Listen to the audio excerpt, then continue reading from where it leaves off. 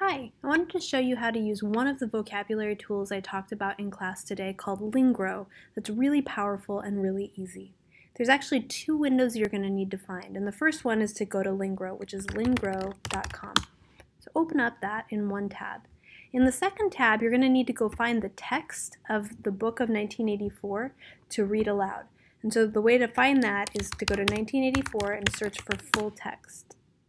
You'll get a lot of different options. Some of them are organized in a way that makes them really easy to read online, which is great if you ever forget your book at school and you need to read it home.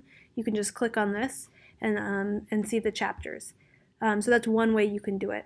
Another way where you just get a running version of the entire text, which is great if you want to do Control F to find a specific quote, is to go to this Project Gutenberg. That's the entire book scrollable. Either way will work. Let's use this first link for our demonstration right now. So we're going to click on the book, and we're going to click on the section that you want to read. So say you want to do Part 1, Chapter 2. Get that open. Then you're going to copy the address of the page and paste it into Lingro. So I've copied the address, I'm going back to Lingro, and I'm pasting it here.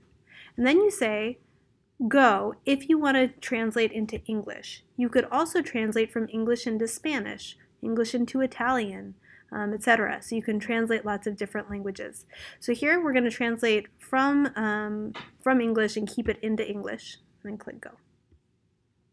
And it looks exactly the same as the original page, but now all of the words are clickable and you can pull a definition of them.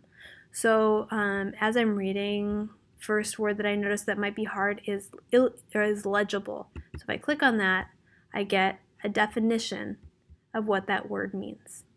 Okay. You can add them to word lists if you want, and Lingro will accumulate them over time, but this is probably enough to get you through the text and knowing some of those words that are tricky so that they don't trip you up too much. So that's Lingro.